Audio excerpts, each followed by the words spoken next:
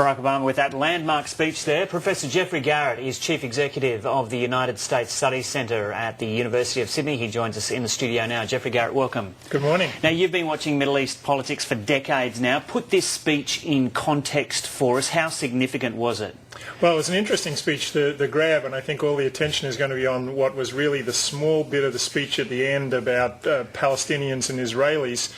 The rest of the speech actually was interesting, I think, in a broader arc. So really three parts. First part of the speech, the Arab Spring that we're seeing, the people power revolutions are really important, and they go back to tremendous world change, including the American Revolution. So a direct connection, American Revolution, civil rights, 1989 Europe, Arab Spring, really important. Okay, just on that point, do you think he was strong enough on Bashar al-Assad?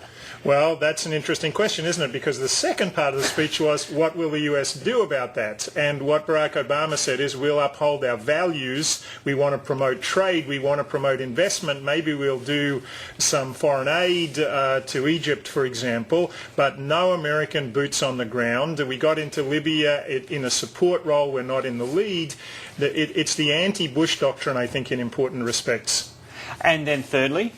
Well, the third part was Palestinians and Israelis, and I think there'll be some dispute about whether Obama's statement referring back to the 1967 war and the division of the size of Israel before the 1967 war is a new statement or not. Hillary Clinton said something similar last year. But it's got the prestige of the president. The president said it, but then there's an important comma after the pre-67 boundaries, which is with territorial swaps, because I think everyone understands that if there are to be two states, they won't look like Israel pre-1967 because of the existence of these entrenched Israeli settlements in Palestinian territory. Putting aside whether or not it's likely that we will see the Middle East go down that path, do you think it's fair enough that Barack Obama put this on the record now and that is his proposed solution? Well, as I said, his Secretary of State said it last year. Now he said it. Benjamin Netanyahu gets to respond in Washington next week. I think it was appropriate, but it comes at an interesting time. Barack Obama's peace envoy, George Mitchell, a very successful guy. He negotiated a baseball deal. He did the Irish settlement. He's retired or resigned from his role. In essence, you'd have to think out of a sense of futility that nothing was working.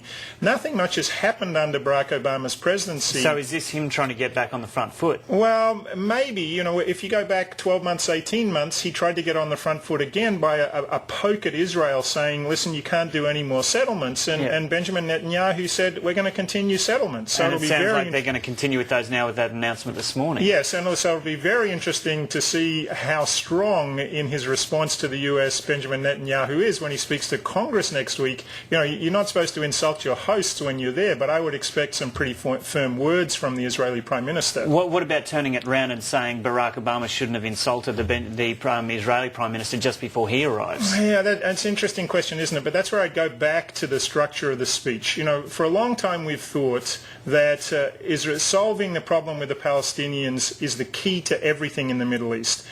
In the broader Middle East. What Barack Obama said today is that the people power revolution sweeping all the way from North Africa, the west of North Africa, all the way out now to Syria and beyond, that's the big story. That's what we've got to support. Okay. Oh, and in that process, of course we should solve this other problem because lasting stability in the region depends upon a settlement to the problem between Israelis and Palestinians. And in terms of what Barack Obama had to say about the Arab world generally and North Africa, as far as you're concerned, is he providing enough support for those people power movements in those countries without saying that he's going to put troops on the ground? Well, it's the old can you be half pregnant kind of criticism. So on the one hand, Obama is looking like a realist saying, yes, of course we want the people power to succeed, but when we intervened in Iraq it didn't work and it cost us hundreds of billions of dollars. So we need to provide support without troops on the ground. On the left, do you agree with that strategy, or do you think that's a cop-out? Well, I'm just saying that there are two positions. The second position, which is on the neocon right and the liberal interventionist left, says, come on, there are some things that are important enough to fight for, and this is important enough to fight for. Up until now, Barack Obama has said,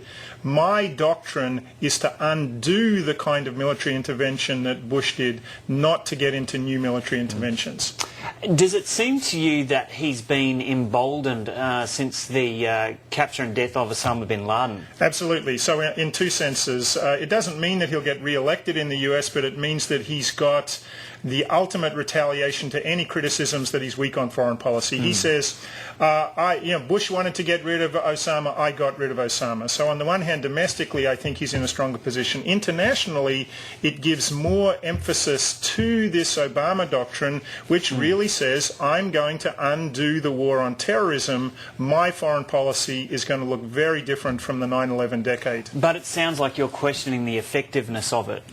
Well, look, it's a tough job being the President of the United States. But I think that what we see from Obama is he says, I look back at the history. I look back at Iraq, I'm looking at Afghanistan. I don't see ongoing American military intervention as the solution to the problems. What I'm now seeing in the Arab Spring is what we all always wanted, which is people who are unhappy with autocratic rulers, who want bread on the table, doing the political change themselves. And Obama said, that's what the US was founded on. That's what American foreign policy should be founded on. Well, we're all looking forward to that Benjamin Netanyahu visit now. It should be very interesting. Geoffrey Garrett, thanks very much for coming in. My pleasure.